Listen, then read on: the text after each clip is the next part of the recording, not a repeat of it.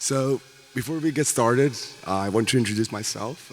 I'm Miloš, and I want to thank you all and of course the EDCON organization for choosing Montenegro for this year. As someone who is a proud Montenegrin, I'm really proud to be here with you, and thank you all for coming to our small, beautiful country.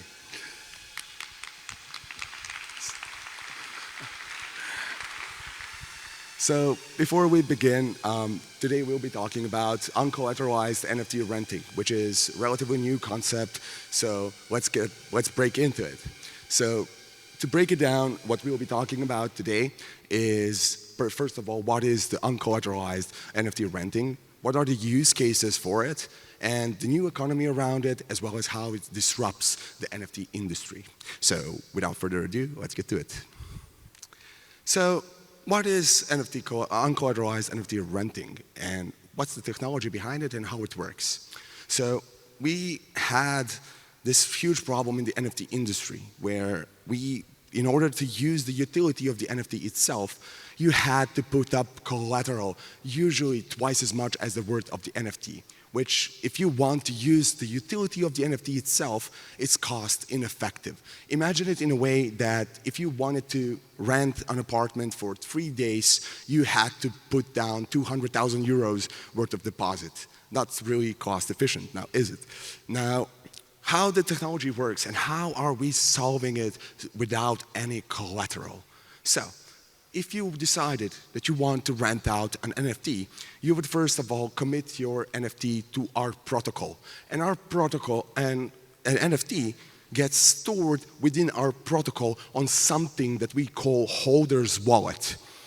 And the borrower gets a wrapped NFT, which acts as the key for the holder's wallet, where the original NFT is. So the beauty of our protocol is that you get to predefine the terms of the rental as an owner of the NFT. We, for example, saw an example where when the ape coin came out, people were literally borrowing the Bored Apes just to claim the ape coins and then return them back, resulting in millions of loss for the ape holders. So we started thinking how to protect the owners. So we came up with this solution to predefine the terms of the rental. So you can literally predefine, I can allow borrowers to claim our airdrop. I can predefine on how long do I want my NFT to be rented out. And most importantly, our protocol is there to make sure that your NFT gets returned at the end. So abstraction in thinking. It comes with a huge economy behind it, which we'll be talking a little bit later. But there is a new economy that's coming to the Web3 space, which I personally, and all of us, 8 of us in the team, strongly believe that it's going to change an entire way how we think and how we perceive the NFTs. So, why would you rent an NFT? We have a lot of utility, quality projects with strong utility. But again, there is a need for capital to participate in the NFT market. And we are there to reduce the need for the capital for you, in order for you to participate, and at the same time create an economy which will support the owners and create a new utility for the NFT holders. And of course, asset utilization at its finest. We also just mentioned it, but we'll be talking about that in the next slide. So what are the use cases? You just got interested in the NFT renting, you're in. So probably biggest use case right now is the Web3 gaming. Why? Because we've seen a huge spike in demand when it comes to gamers switching to Web3. And at the same time, we saw a huge play-to-earn trend going on. But the problem is that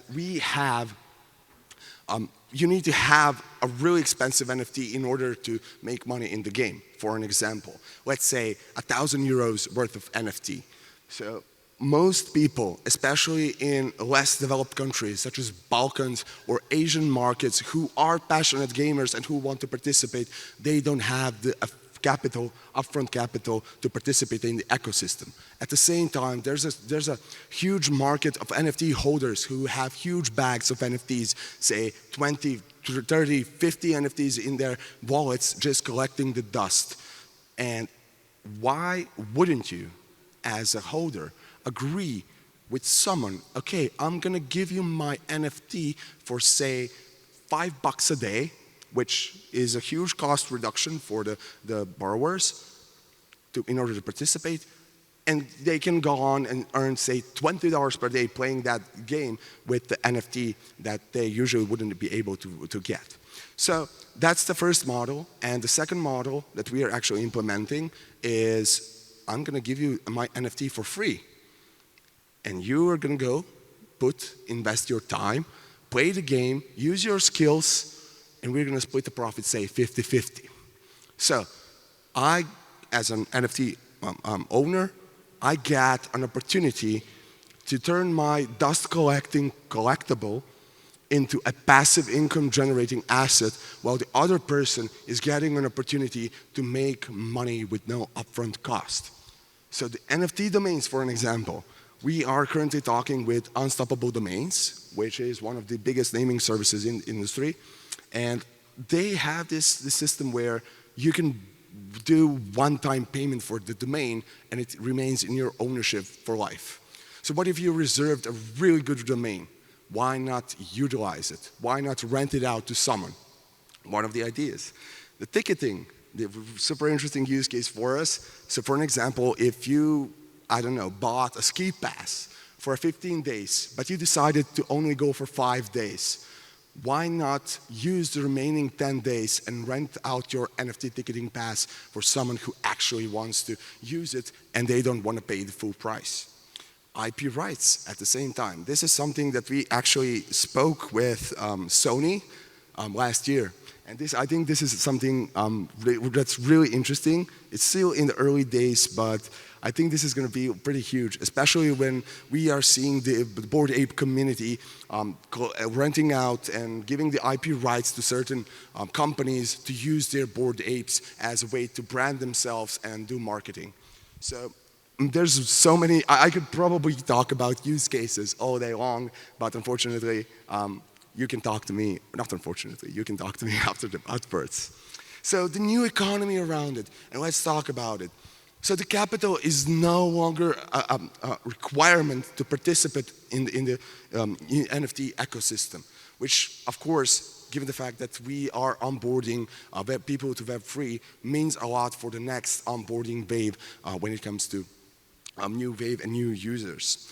So holders turn their dust collecting NFTs into passive income generating asset, and most importantly, turning non-paying customers into paying customers in the gaming. So what do I mean by that?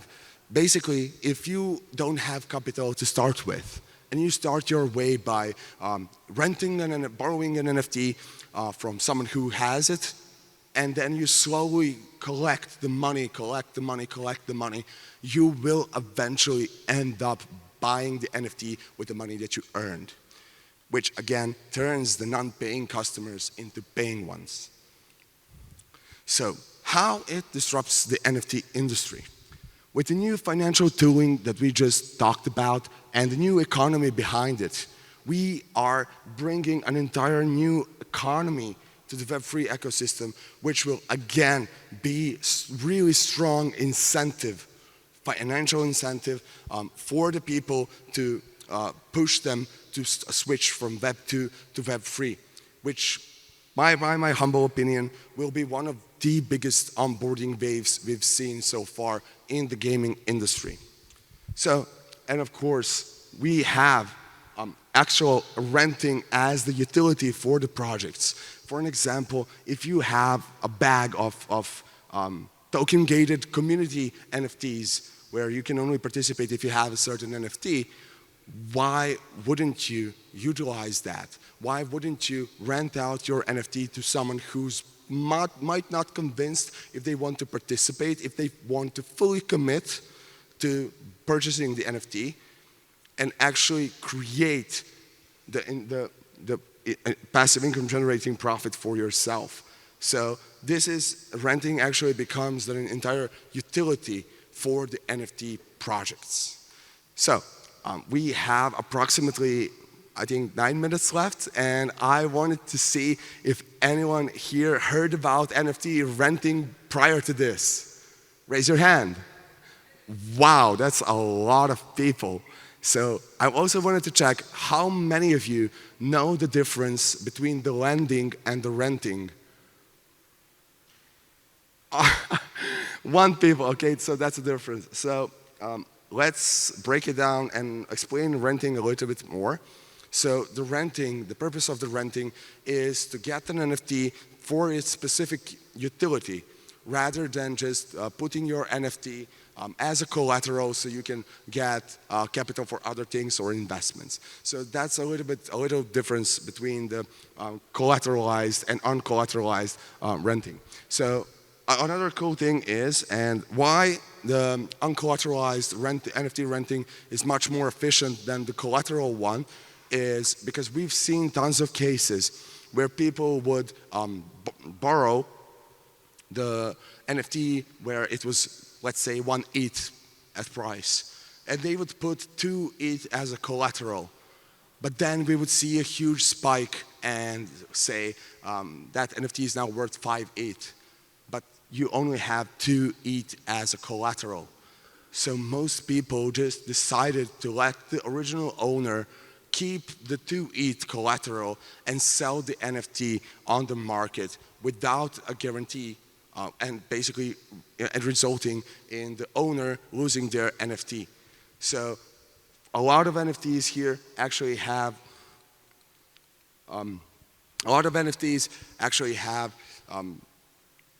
so to say, sentimental value to a lot of holders.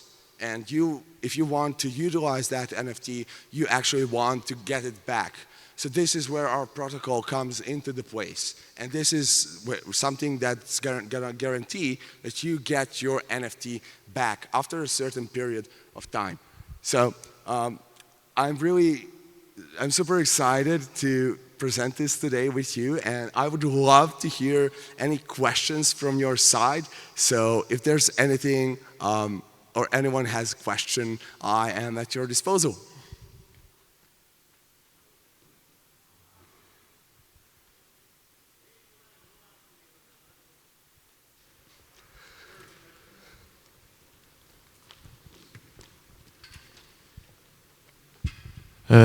Yeah, hello. You said that you're building a kind of protocol and you're going to wrap existing NFT.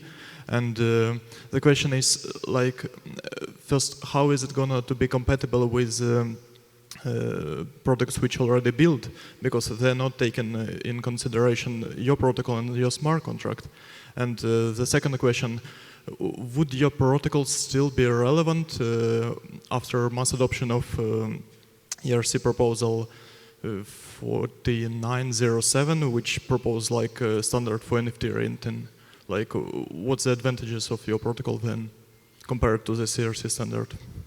Okay, so basically we don't have a specific standard. Like, as long as it's an ERC token, we are fully, like, it doesn't matter what standard it is, we can accept it. So I didn't really catch the first question, so can you capture that? Can you repeat that, please? Yeah, for example, you said that you are going to wrap existing NFTs.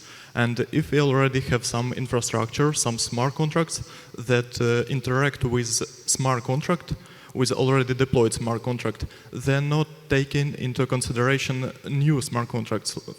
For example, your protocols. Like, so how to solve this compatibility, backward compatibility issue? So basically the question is, what's the incentive for the project to use this, if I'm getting it right? Yeah, so the assumption is that project will do kind of integration with your protocol. Yeah, am I correct? I'm not sure I understand it, sorry. Okay, I'll try to. So, are you trying to build a kind of standard which allows to add some compatibility with your competitors, or it's a kind of unique protocol and specialized only and this is specific to your project? So we actually, the initial idea was to build our own marketplace and have people, because we've seen projects coming to us and asking, like, are we gonna get listed on your marketplace, AKA, are we gonna get market exposure? So we kind of started thinking in a way how to make it a bit more friendly towards the projects who decide to integrate us. And we actually made an SDK/API kits, which literally make our integration of our protocol available within 1 day. And we also offer to them the opportunity to have their own custom NFT renting marketplace of their own on their website or in the game itself, just because we found that the actual user experience, it's much easier to say you're playing a game and you get to an area where you need an NFT to unlock a certain map, a part of the map. So rather than quitting the game, opening the browser, going to our website, renting an NFT, getting to the game itself, we decided, okay, it's actually much easier to have your own renting marketplace present in the game itself, available for the user in literally like 2 or 3 clicks. So we also started thinking, okay, like we have this entire ecosystem that we have, and we understand that technology might not be the only thing that incentivizes projects to integrate us, even though we are cutting heavy time when it comes to development. So we started designing this ecosystem, where we actually become an aggregator on our marketplace. And basically projects that do integrate us and they list the NFTs on their custom marketplaces, they also get shown on our marketplace as well. That's how we are basically allowing other projects to capture additional market exposure. So I'm not sure if I answered your question. We'll talk, ping me up later, and I'd be more than glad to talk to you. Is there any more questions? I have a question, actually, Miloš. Thank you. So I was wondering if you have a take on the term NFT itself, especially as you're building sort of the future and innovating and what's going on with NFTs. Do you think non-fungible token is an apt term? Do you think that another term might replace it? Do you think that there might be kind of different terminology that branches out from NFT over time? So let me just get there, because there's an echo with the sound and it's like really hard to hear. Sorry. Oh, just a sec. Yeah, can you repeat it? We can just talk secretly now, so nobody else can hear. Right. Let's talk secretly. I was wondering what your take was on the term NFT, non-fungible token, especially as you're innovating in the space, as different forms of NFTs are created, and people are thinking about this a lot, and a lot of people think NFTs will stay around just in a very different format from what they have been over the years. So do you think it's like a good term, an apt term for what the state of NFTs are now, or do you think about that at all? So I think that the entire, let me get back there. No more secrets. No more secrets. So I think that the NFT space kind of started out with collectibles and people actually building community around it. But I think that somewhere on the way, we found that we can do much, much more with it. So I think that we've been talking to a lot of NFT projects and a lot of NFT people, and there's so many crazy things happening. There's literally the potential to, like we're doing, to unlock new economies with it. So I think that we are past the point where the NFTs are just, like JPEGs, which you can right click, So I think that technology is still super early on. But the early adopters, like me and the people in this room, are gonna brainstorm the new ways. I think that what we just did is just, and the Sandbox crew, of course, who are leading the way. I think we just scratched the surface, and there's so many things that we can actually do with it. So this is just the beginning, and I'm really excited to see where the future of the NFT space takes us. Yeah, awesome. That's it, we're out of time. Thank you all once again for listening, and thank you all for being in Montenegro.